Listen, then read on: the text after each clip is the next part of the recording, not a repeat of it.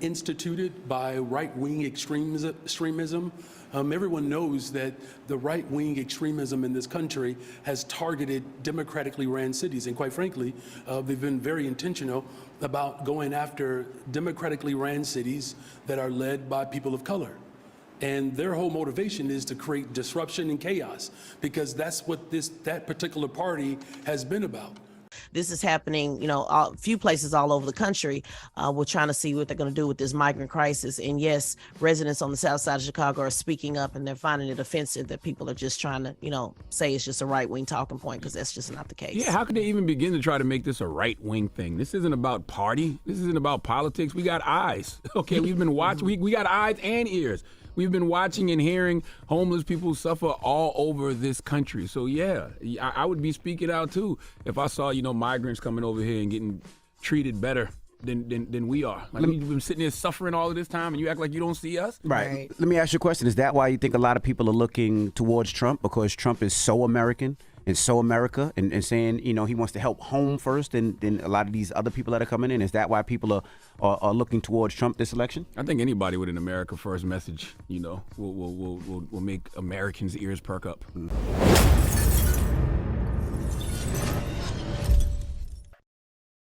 Okay, so one of the fans, thank you, sent me this video of Mayor Brandon Johnson essentially whining about being a sanctuary city and getting the migrants that the city of Chicago asked for. Now, to really understand this issue, we kind of have to just do a quick recap of what's going on so you can understand what he's about to say, why he's about to say it, and I can go over why what he's saying is essentially nonsense and just race-baiting junk. Okay, so Chicago prided itself on being a sanctuary city. And this was a place where if you were an illegal immigrant, you can come there and they would essentially hide you from being deported. They'd also give you special rights that you wouldn't get in other places in the country. Now, their whole motto was that if you were here in the country illegally, it was okay because they wanted an open borders policy.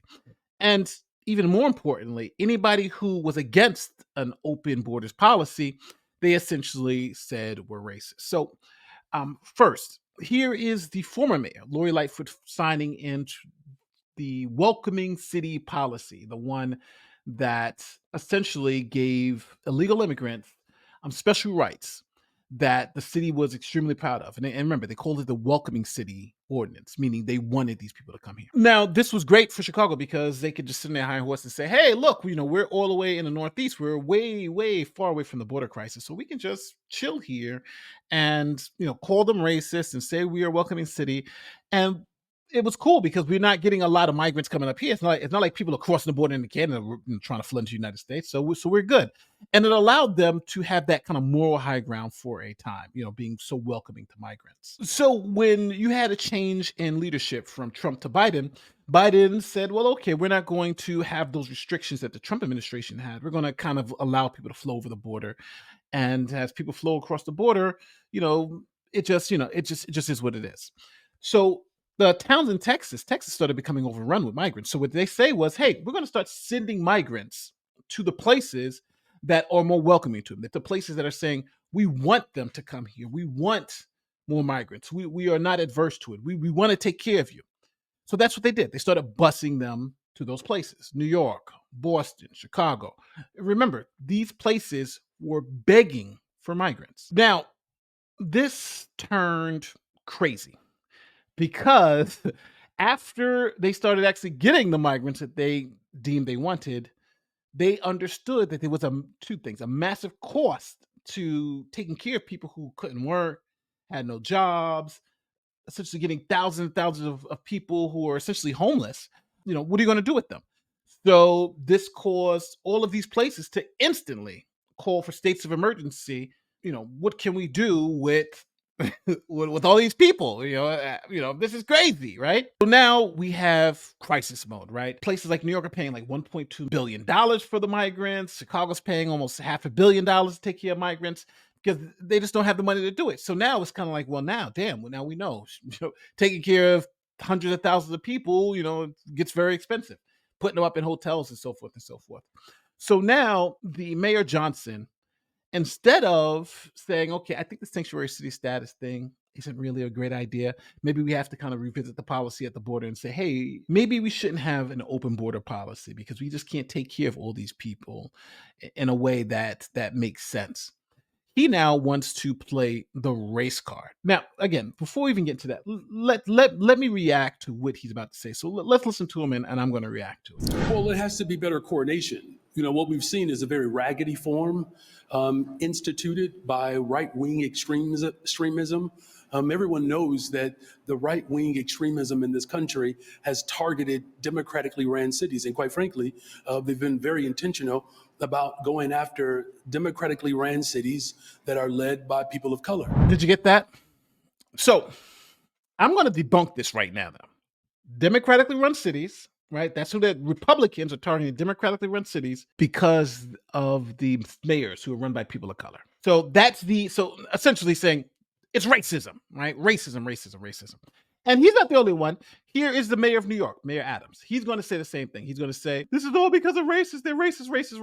Let me play that clip for you. Governor Abbott sent asylum seekers to New York, black mayor, to Washington, black mayor, to Houston, black mayor, to Los Angeles, black mayor, to Denver, black mayor.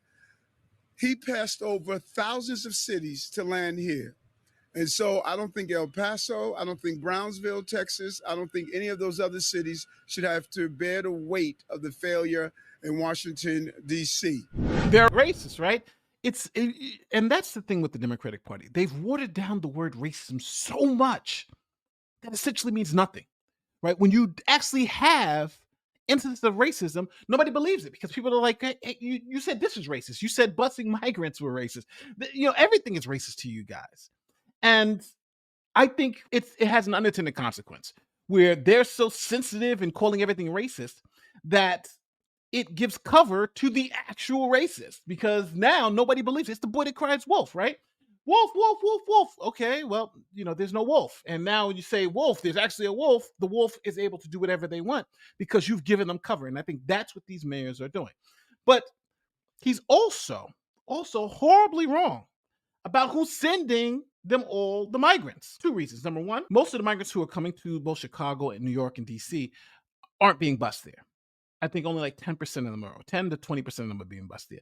The vast majority are going on their own because they found out that, hey, cities like New York are going to keep us in the city, going to hide us from deportation, they're going to take care, and they're going to provide us shelter and food and medicine and clothing and take care of our kids. So yeah, let's go there.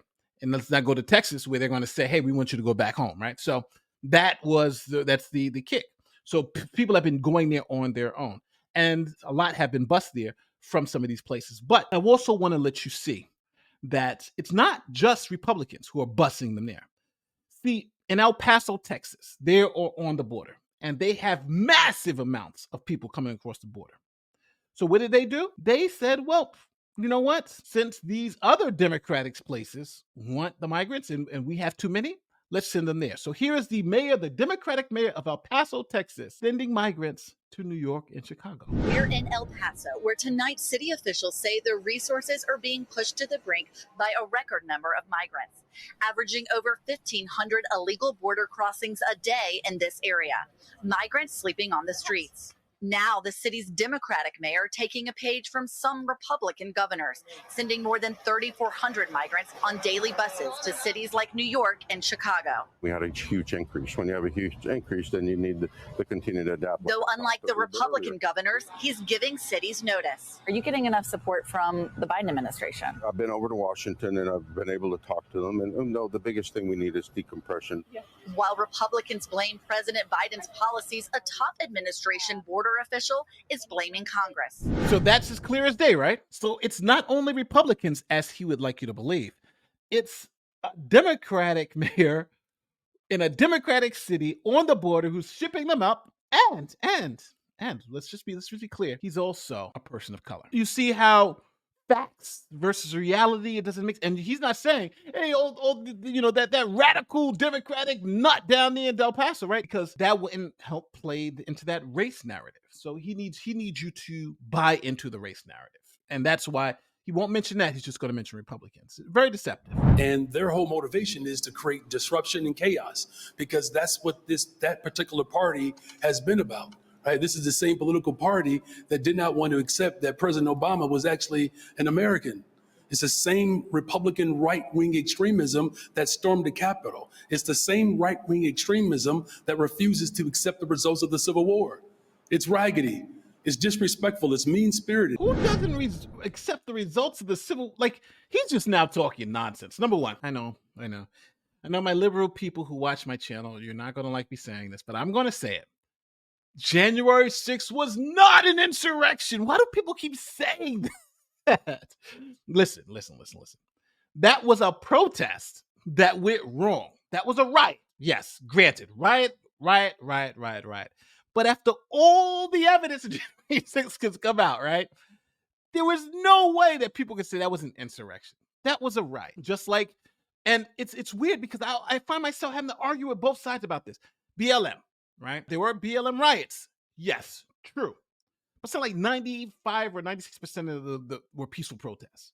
So, but you can't. But if you say that number, oh, most of them are peaceful protests. Oh no, they weren't. They were all riots. No, they weren't. They weren't all riots. But there were a lot of riots. Now, when it comes to January 6th, that was started as a peaceful protest that turned into a riot. Now, generally, if you look at both BLM and January 6th, one thing that you see is the thing that triggers riots, and the thing that generally triggers a riot is the lack of police presence. So, for instance, at BLM rallies, most of the BLM rallies that turned into protests were, you can see there was a lack of police presence at those particular events, and that triggered huge riots in response and people just doing crazy stuff. And on the flip end, when you look at January 6th, you can see they had like 5 officers for like 20,000 people, right? And then that, allowed that type of response. But then even when you look at some of the tapes that have been released, police are allowing people into the building. It was just a failure of security.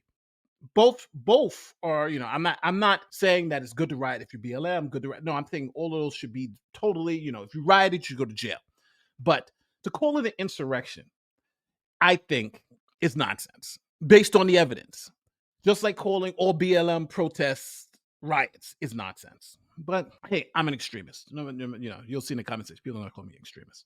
So the way, and again, the way he's trying to phrase this is right. And now you know for a fact that it's not only Republicans that are sending migrants up to his city, it's Democrats also.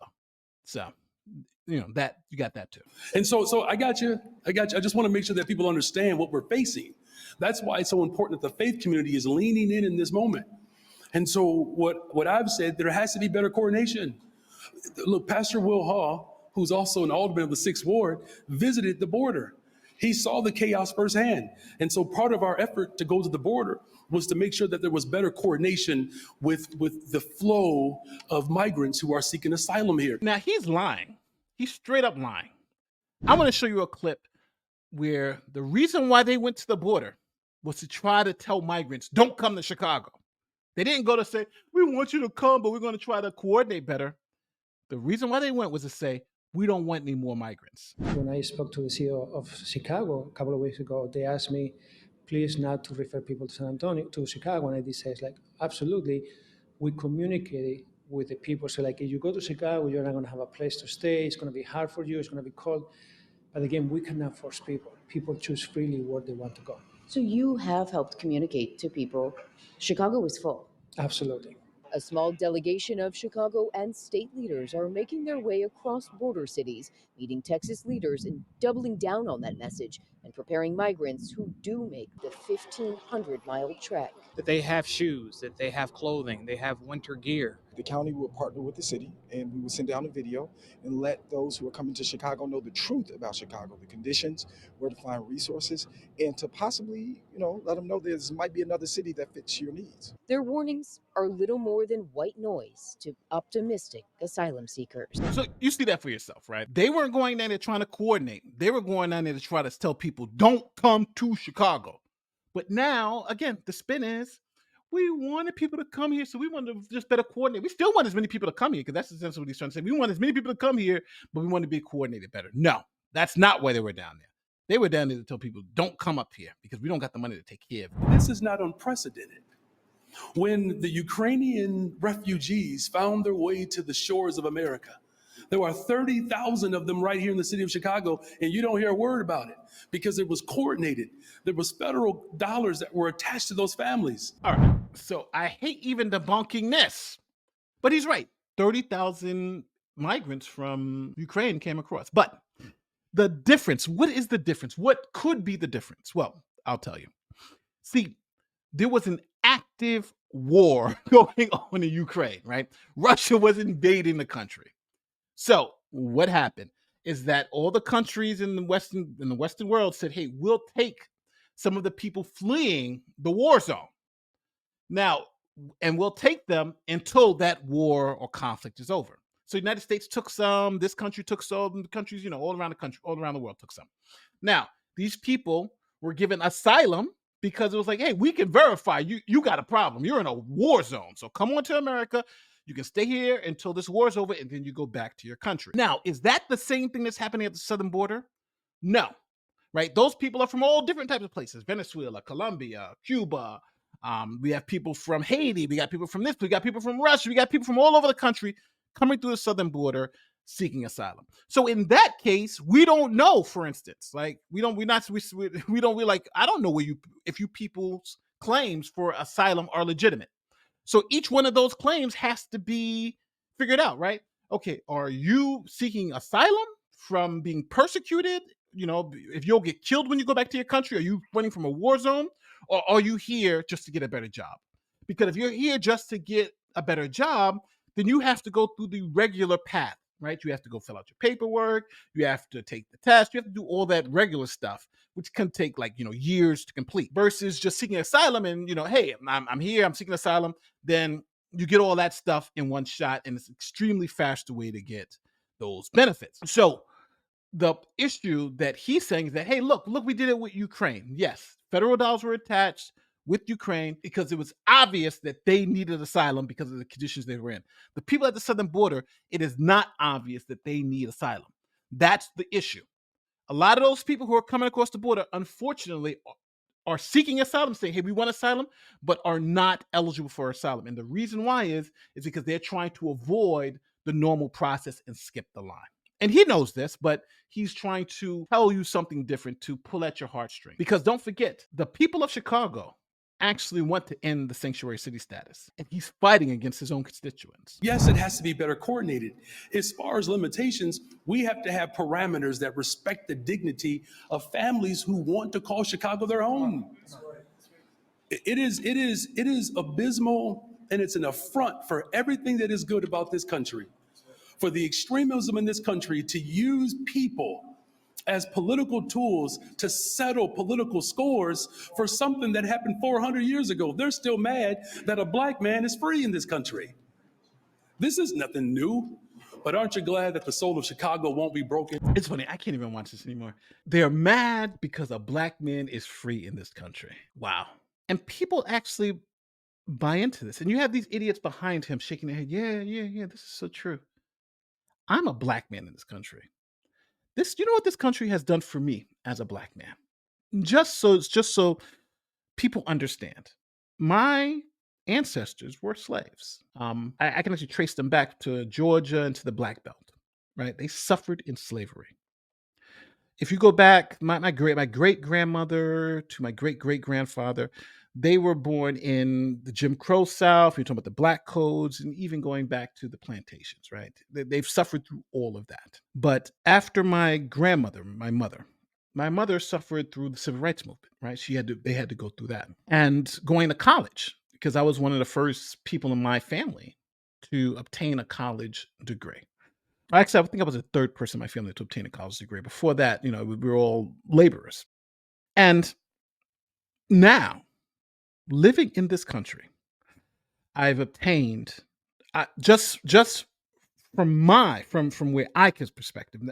I grew up in Harlem during the crack epidemic. We grew up on welfare, dirt poor. It was crazy. Sometimes the only meals that we would get were school lunches. Right? That's the only time we would eat. Christmas was great. Santa came to other people's houses, but they didn't really come to our house. It was, we lived one of the harshest lives. Like some of my first memories were actually growing up in an abandoned building because we lived in an abandoned building when I was a kid. That's that was our life. Now, from that beginning, what have I been able to get from this country? Well, because my circumstances were what they were, I was able to go to school for free, right? To public education, which was horrible too. After public education, and because my parents didn't have any money and all this other stuff, I wanted to go to college. So they said, okay, well, we'll allow you to go to college for free. We'll pay for it. So I did. I went to college for free. I got 3 degrees. And then they said, well, hey, listen, because you're black and because you've had these challenges, we'll also help you get an advanced degree if you want it. If you want it. And what did I do? I went to law school and got a law degree. So right now, looking at me, I have 3 college degrees. I have a high school diploma. And I started in abject poverty here in the United States. And all those opportunities were given to me by this country. It was because they offered them, right? They said, hey, do you want to go to college for free? Right now in New York City, there are all those young black men who are on the streets not doing anything. College is offered for free. I said, I'll take it. And I went to college. I said, I'll take it. And I went to law school. Right? I put the work in. That's what this country is about. Yes, 400 years ago, there were slaves, and yes, that happened, right? Nobody's denying that. But today, in America today, if you're a black man born in America today, you're born at the best possible time in the history of this country to be black. And you could become anything, anything. Right now, you're looking at a licensed attorney whose parents were crackheads. That's just the truth of it. My licenses are up here on the wall, right? I was one of the top students in my law school. So I say this not to brag about my accomplishments or where I've come, but to show you that you can always look at the glasses being half empty, right? You can say, hey, I don't have enough. But at some point, you have to admit the glass is half full, and my children won't have to suffer like my ancestors did. And that's always the goal, to make sure the next generation can live better. And I know there's a lot of people out there still suffering, but it's not because they don't have the opportunity to do better. It's because they choose not to do better. Ugh, don't forget, like, share, subscribe to all that great YouTube stuff. My name is Nate the Lawyer, and I'll see you in the next one.